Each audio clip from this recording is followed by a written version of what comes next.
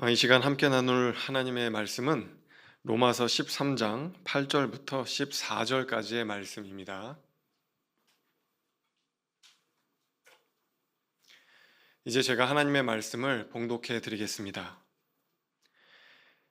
피차 사랑의 빛 외에는 아무에게든지 아무 빛도 지지 말라. 남을 사랑하는 자는 율법을 다 이루었느니라. 간음하지 말라, 살인하지 말라, 도둑질하지 말라, 탐내지 말라 한 것과 그 외에 다른 계명이 있을지라도 내 이웃을 내 자신과 같이 사랑하라 하신 그 말씀 가운데 다 들었느니라. 사랑은 이웃에게 악을 행하지 아니하나니 그러므로 사랑은 율법의 완성이니라. 또한 너희가 이 시기를 알거니와 자다가 깰 때가 벌써 되었으니 이는 이제 우리의 구원이 처음 믿을 때보다 가까웠음이라. 밤이 깊고 낮이 가까웠으니 그러므로 우리가 어둠의 일을 벗고 빛의 갑옷을 입자. 낮에와 같이 단정히 행하고 방탕하거나 술 취하지 말며 음란하거나 호색하지 말며 다투거나 시기하지 말고 오직 주 예수 그리스도로 옷 입고 정욕을 위하여 육신의 일을 도모하지 말라. 아멘.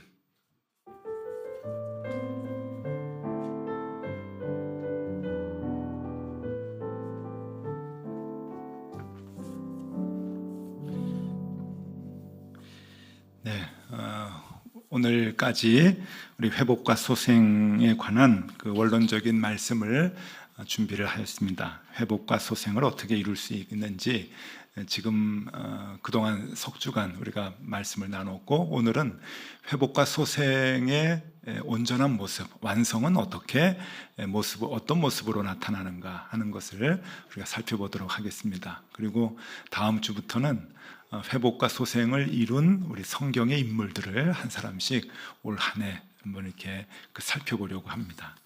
오늘은 회복과 소생의 온전한 모습이 무엇인가 하는 것을 우리 같이 보려고 하는데요. 먼저 영화 얘기를 좀 하나 해드리려고 합니다. 누구나 다 그 책 한 권, 감동받은 책 한 권이 있고요. 또 인생 영화라고 하는 영화가 한 편씩 있으리라고 여겨지는데, 저에게도 감동을 준, 인생에 영향을 준 책이 있고 또 영화가 있습니다. 오늘은 그 영화 얘기를 좀 하려고 하는데, 그런 걸 보고 감동받았냐라고 생각하실지 모르겠지만, 제게는 인생 영화도 같은 영화인데 그 사연은 나중에 이제 말씀드리고요. 버킷리스트라는 영화입니다. 아마 보신 분도 계시고 또 안 보신 분도 계시리라고 여겨집니다. 2007년도에 제작이 돼서 2008년도에 한국에 개봉이 됐는데 흥행에 성공하지는 못했습니다. 한 30만 명 봤나 아마 그런 것 같은데, 그런 거 보면은 뭐 1000만 명 관객이 있었던 그런 영화에 비해서는 그렇게 흥행을 이루지 못했는데, 저는 굉장히 큰 감동을 이제 받았습니다. 이 영화는 두 사람의 아주 유명한 그 배우가 영화 전체를 끌고 나가는, 연기력으로 끌고 나가는 그 영화인데, 여러분 잘 아시는 그 잭 니콜슨, 저 사진에 보면은 왼쪽에 있는 사람이죠. 잭 니콜슨하고 모건 프리먼이라고 하는 두 아주 걸쭉한 그 배우가 열연을 한 그러한 그 영화입니다. 여기서 이 모건 프리먼은 커터라고 하는 인물로 나오는데, 이 커터라고 하는 인물은 가난했지만 한평생 가정을 위해서 헌신적으로 살아왔던 아주 독실한 크리스찬입니다. 원하는 게 참 많았죠. 공부를 열심히 해서 대학 교수가 되고 싶었는데, 결혼하고 나서 아기가 태어납니다. 아기를 이제 데리고 살기 위해서 이제 직장을 얻어서 평생 자동차 정비공으로 성실하게 살았던 그 아버지 역할을 이 모건 프리먼이 하는데, 극 중에서는 커터라는 인물로 나옵니다. 또 한 사람은 이 잭 니콜슨은 에드워드라고 하는 인물로 나오는데, 이 사람은 일찍 사업을 시작해서 자수성가한 백만장자 갑부입니다. 근데 성격이 너무 괴팍해가지고 주변에 아무 사람도 없는, 결혼을 4번 했다가 실패하고, 그리고 딸도 하나 두었는데, 첫 번째 아내에게서 딸을 하나 두었는데 딸과도 의절한 상태로 모르는 척하고 평생 지내는 그런 외로운 사람, 그러나 성격은 굉장히 괴팍한 사람으로 나오는데 극 중에서 에드워드라고 합니다. 이 두 사람이 어떻게 만나는가 하면은 병실에서 만나요. 둘 다 암 선고를 받고 시한부 인생이 됩니다. 출신도 다르고 살아온 모든 삶의 모습도 달랐던 정반대의 사람이지만 공통점이 하나 있었다고 하면은 시한부 선고를 받았다라고 하는 거예요. 에드워드는 6개월 선고를 받고, 그리고 카터는 1년을 못 넘길 것이다 라고 하는 선고를 받고서는 병실에서 항암하는 과정에 이 두 사람이 친해집니다.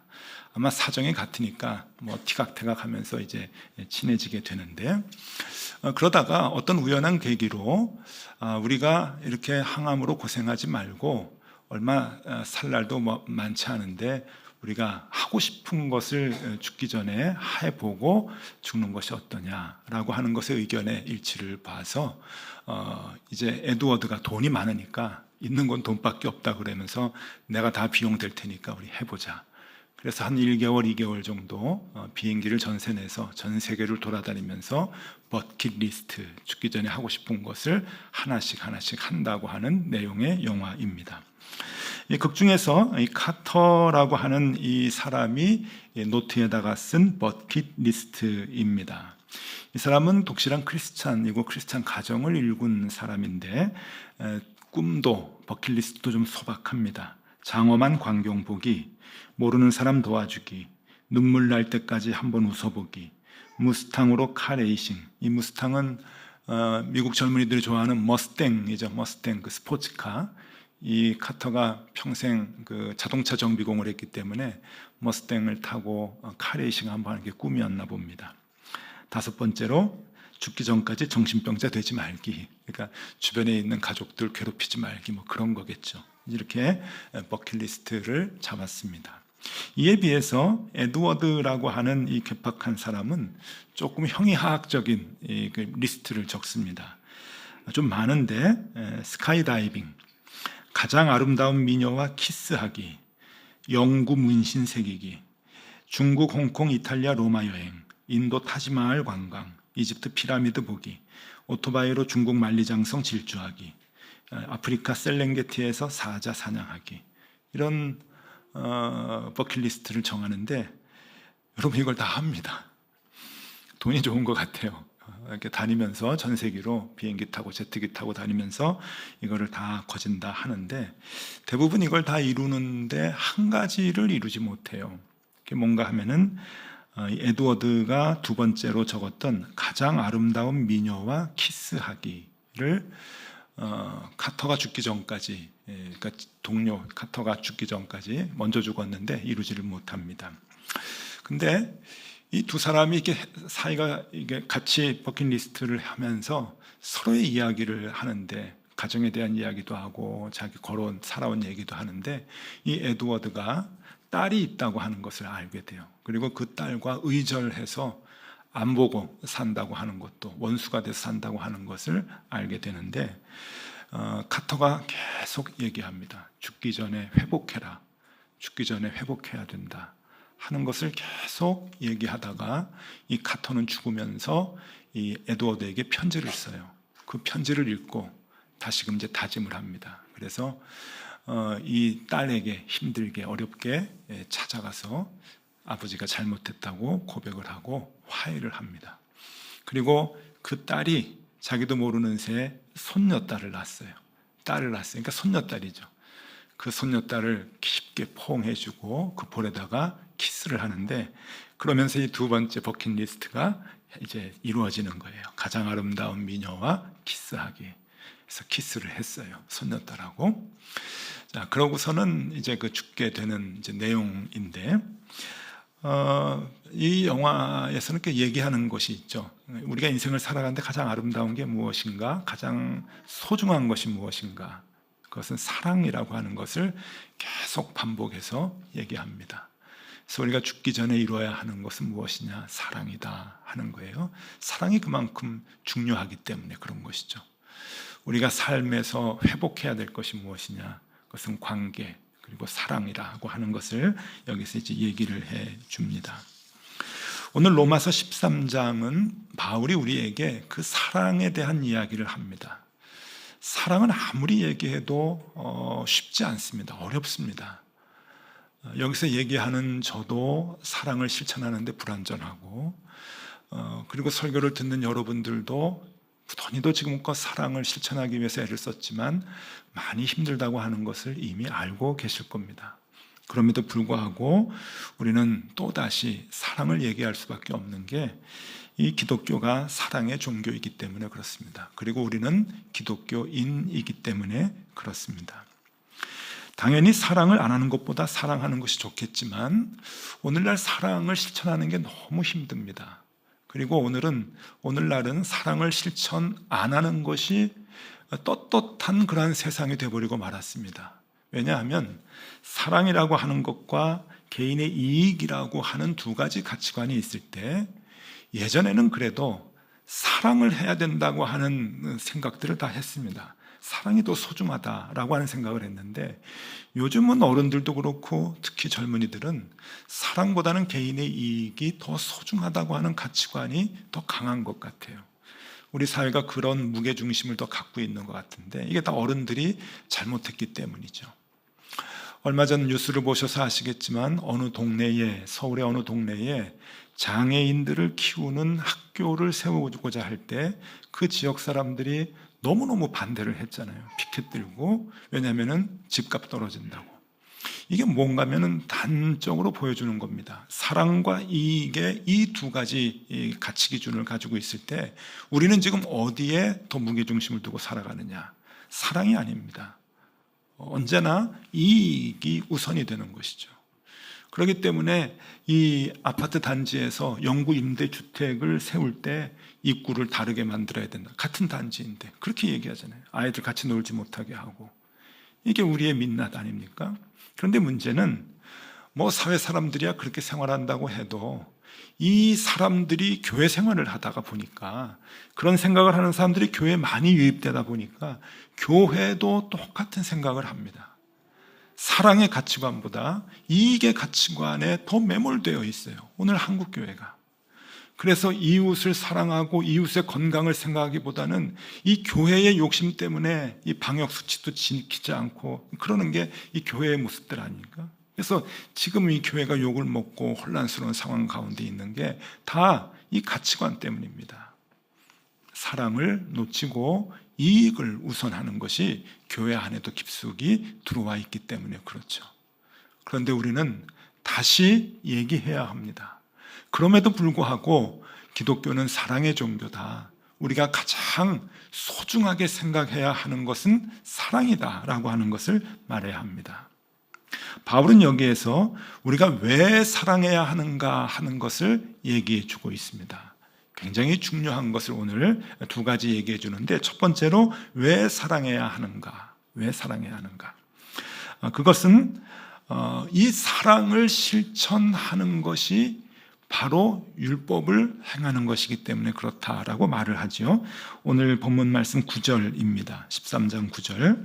간음하지 말라, 살인하지 말라, 도둑질하지 말라, 탐내지 말라 한 것과 그 외에 다른 계명이 있을지라도 내 이웃을 내 몸과 같이 사랑하라 하신 그 말씀 가운데 다 들었느니라. 여러분 벌써 많이 본 문구들이에요. 십계명에서 나오는 문구들이잖아요. 간음하지 말라, 살인하지 말라, 도둑질하지 말라. 다 계명입니다.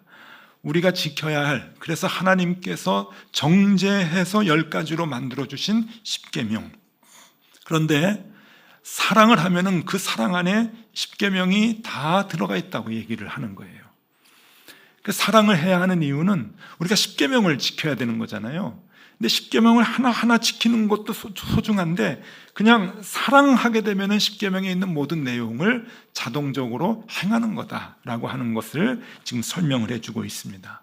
그러니까 사랑하면은 율법을 다 지키는 거가 되는 것이죠. 그래서 바울은 여기에서 기가 막힌 표현을 하는데, 이 사랑은 율법의 완성이다라고 얘기합니다. 완성. 이거 엄청난 표현 아닙니까? 사랑은 율법의 완성이다. 10절 말씀입니다. 사랑은 이웃에게 악을 행하지 아니하나니 그러므로 사랑은 율법의 완성이니라. 완성. 근데 여러분, 이 바울이 엄청난 표현을 했잖아요. 이 공부를 많이 한 이 바울이 사랑은 율법의 완성이다. 근데 이것은 예수님이 이미 말씀해 주신, 가르쳐 주신 내용입니다. 예수님이 이렇게 제자들에게 가르쳐 주셨어요. 마태복음 22장 35절에서 40절, 조금 긴데 여러분 눈여겨 봐두실 필요가 있습니다. 그 중에 한 율법사가 예수를 시험하여 묻되, 여기서 율법사는 율법의 박사죠. 율법을 전문적으로 아는 율법의 박사인데, 율법사가 예수를 시험을 했어요. 선생님, 율법 중에서 어느 계명이 큽니까?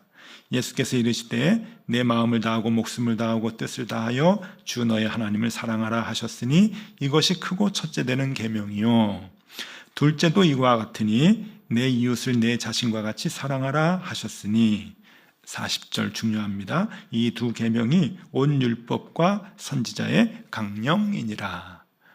율법이 가장 강조하는 내용이고, 그 율법을 또 지키지 못해서 하나님이 선지자들을 계속 보내셨잖아요. 보내서 이스라엘 백성에게 일깨우기 위해서 계속 외쳤던 그 말씀의 요점이 율법과 선지자의 강령, 그것이 바로 사랑이라고 하는 거예요. 사랑.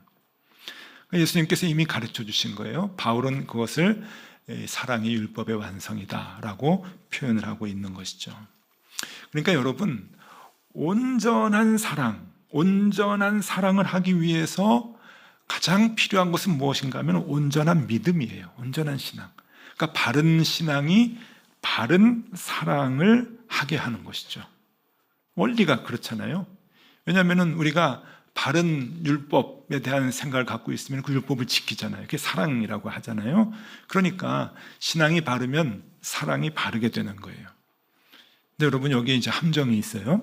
신앙이 조금이라도 잘못되면 사랑이 잘못되는 거예요.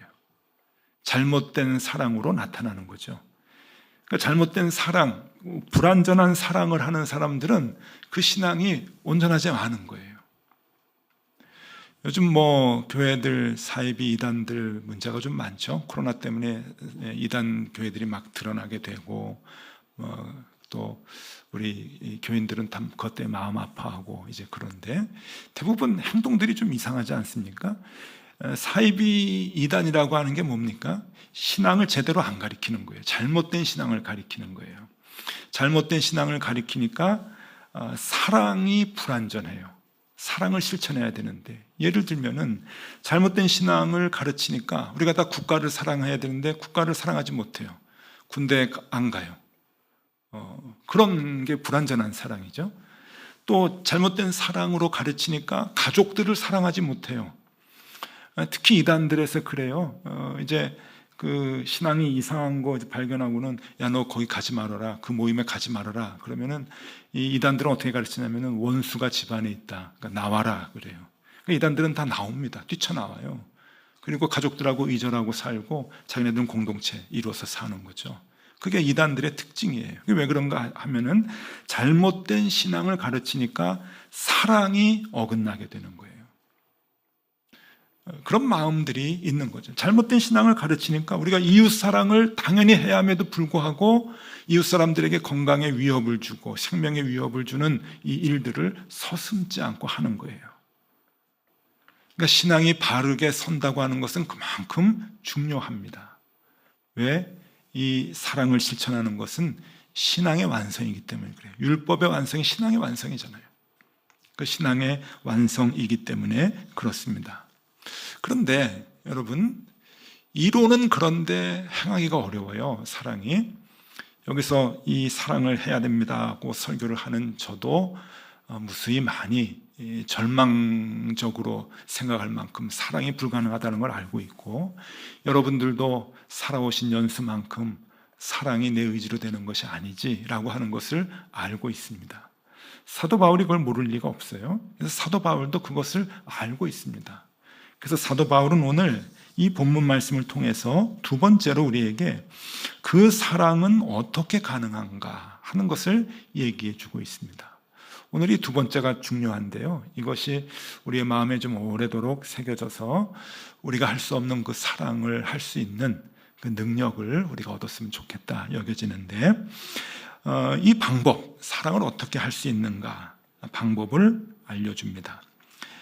답은 14절에 있습니다. 여러분 14절 읽겠습니다. 제가 오직 주 예수 그리스도로 옷 입고 정욕을 위하여 육신의 일을 도모하지 말라. 예수 그리스도로 옷을 입으랍니다. 예수 그리스도로 옷을 입으면 사랑을 하게 된답니다. 답이 더 어려워요. 더 어려워요. 그럼 예수 그리스도로 옷 입는 게 뭔가? 옷은 나를 이렇게 가리는 거잖아요. 덮는 거잖아요. 이게 무엇을 의미하는가? 예수 그리스도로 옷을 입으라고 하는 것은 여러분 특별한 의미가 있습니다. 예수 그리스도의 피 공로로 우리가 죽을 죄에서 구원받았음을 아는 것입니다. 예수 그리스도의 피로 덧입는 거예요. 덧입는 거. 그것을 예수 그리스도로 옷을 입으라고 하는 거죠. 그러니까 나는 죽을 수밖에 없는 죄인인데 우리 주님께서 십자가에서 찢겨서 피를 흘리셨는데 그 피 흘리심으로 내가 구원을 얻었잖아요. 우리가 살았잖아요. 생명을 얻고 살았잖아요. 그것을 느끼고 아는 사람, 확실하게 그것을 아는 사람, 그 사람은 주님으로부터 사랑의 빚을 진 사람이에요. 빚쟁이인 거죠. 사랑의 빚. 그러니까 그 사랑의 빚을 평생 갚으면서 다 갚아도 못 갚는 그 빚을, 주님이 죽으신 그 빚을, 우리를 대신해서 피 흘려 죽으신 그 빚을 우리가 갚으면서 살아가는 거예요. 그래서 로마서 13장 8절, 오늘 말씀 8점에 보면은 피차 사랑의 빚 외에는 아무에게든지 아무 빚도 지지 말라. 남을 사랑하는 자는 율법을 다 이루었느니라. 이게 그 의미죠. 너희들은 날 빚쟁이다. 그러니까 빚 갚으면서 살아라. 그 빚은 뭐냐? 예수님이 우리를 위해서 생명을 버리신 것이다. 피 흘리신 것이다. 그 피로 우리가 덧입고 거듭났다. 단언하건대 사랑을 못하는 사람들은 그 은혜가 없는 사람들이에요. 그 은혜를 모르는 사람들이에요. 간혹 교회에서도 분쟁이 있고 교회에서도 남을 엄청나게 미워하고 싸우는 분들이 있습니다. 그것은 여러분 부끄러워해야 돼요. 왜냐하면 나는 교회를 다니지만 예수 그리스도의 피 공로를 내가 모릅니다 라고 고백하는 것, 많이 내게 드러내는 거하고 똑같은 거예요. 예수 그리스도의 피 공로로 내가 살아났다, 내가 그 핏값으로 빚쟁이가 됐다라고 하는 그 개념만 알면 우리는 남들을 포용하고 용서하고 용납하지 못할 이유가 없는 거죠. 힘들지만 이게 원리입니다. 여러분, 그렇게 행하는 사람들이 있어요. 있어요. 이게 불가능한 일을 왜 바울이 얘기하겠습니까? 가능하니까 얘기한 거죠. 그래서 그 빚을 갚다가 순교하는 사람들도 나오잖아요.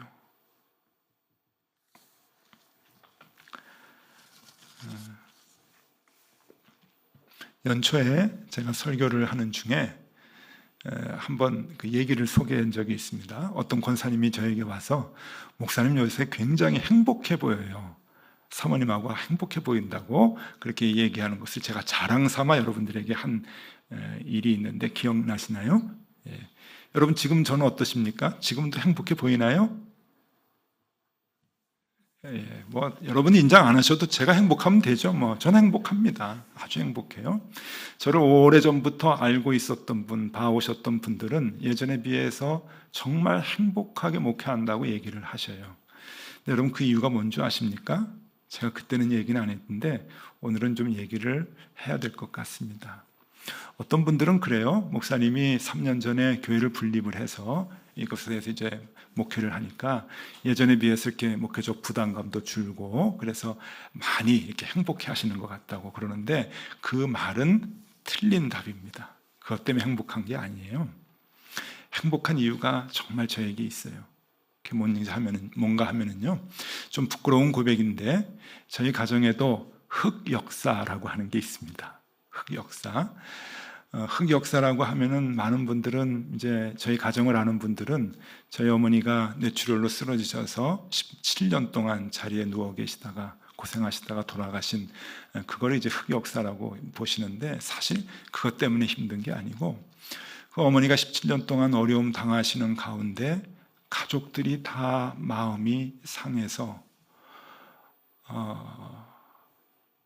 가족들이 서로 얼굴을 보지 않는 상황에까지 이르게 되었습니다. 그래서 저는 저희 형하고 오랜 기간 연락을 하지 않고 얼굴을 보지 않고 살았습니다. 몇 년 동안인가 하면 20년 동안. 여러분, 목사가 이 모양입니다. 20년 동안 형하고 얼굴 보지 않고 소식을 끊고 살았어요. 지난 2014년도에 아버지가 돌아가셨습니다. 어머니는 그 전에 돌아가셨고, 아버지가 돌아가셨는데 아버지 장례식 때 형이 미국에 살고 있는데 미국에서 왔습니다. 20년 만에 얼굴을 봤어요. 그때 모든 게 다 풀렸어요. 형하고 저하고 연년생 차이예요. 제가 형에게 형이라고 얘기해 본 적이 한 번도 없어요. 2014년 아버지 장례식 끝내고 형이라고 얘기를 처음으로 불렀습니다. 관계가 회복이 된 거예요. 정말 내가 이제야 목사가 됐구나 하는 생각을 그때 이제 했었죠. 그 뒤부터 얼마나 행복한지 몰라요. 여러분, 누가 저한테 물어보면은 저는 지금 리즈 시절입니다. 제 인생의 리즈 시절. 응어리졌던 게 풀렸거든요. 가장 저를 힘들게 했던 게 풀렸어요. 제가 아무리 강단에서 설교를 해도 설교하고 내려가면 저에게 자책을 늘 했어요. 너는 형하고 관계도 회복하지 못하면서 교인들에게 어떻게 이런 설교를 할 수 있겠나. 20년 넘게 그렇게 자책을 하면서 목회를 했더니 목회가 행복하겠습니까? 근데 이제 행복한 목회 생활 6년째입니다. 6년째. 너무 좋아요. 그래서 교회 크게 하고 싶은 생각, 큰 일을 하고 싶은 생각, 이런 거 별로 없어요. 여러분, 우리가 사랑하면서 내 가족과 친지와 그리고 교인들 함께 사랑하면서 살아가는 거, 그게 율법의 완성이에요. 교회를 크게 하고 이름을 내고 교회를 유명하게 하고, 그게 율법의 완성이 아니에요. 그걸 아니까 너무 행복합니다.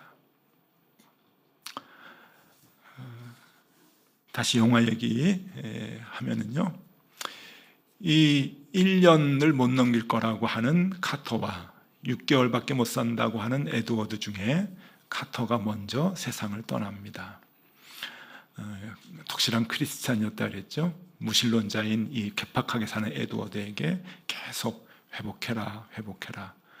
그래서 집 앞까지 데려가요.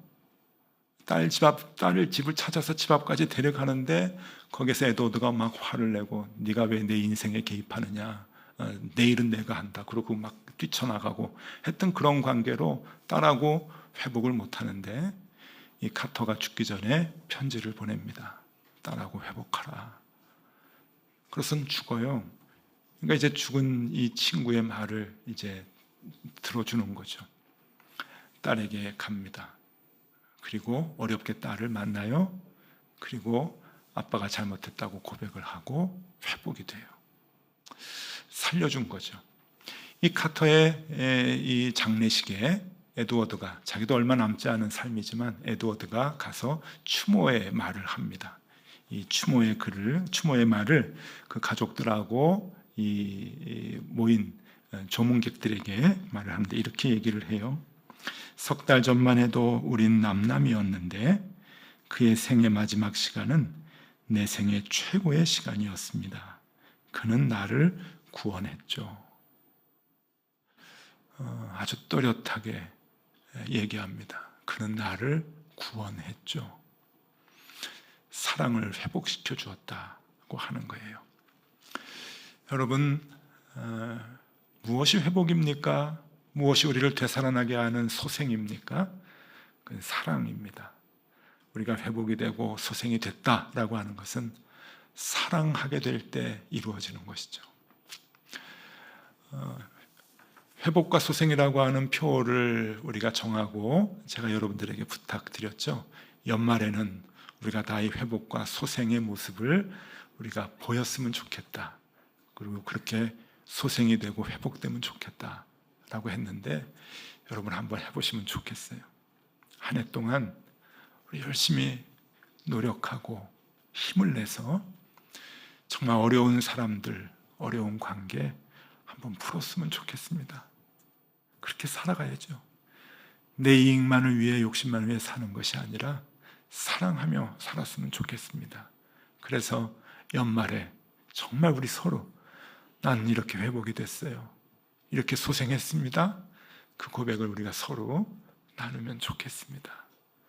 그런 참 귀한 한 해가 되실 수 있기를 바랍니다. 기도하겠습니다. 주님, 회복과 소생을 소망합니다. 우리가 예수 그리스도의 피 흘리심과 구원하심을 정말 믿게 하시고 그 은혜로 살게 하여 주옵소서. 내가 빚진 자임을 믿는 만큼 사랑할 수 있겠사오니 그 믿음을 주시옵소서. 그리하여 올 연말에는 우리 모두가 회복과 소생의 기쁨을 누리게 하여 주옵소서. 예수 그리스도 이름으로 기도드리옵나이다. 아멘.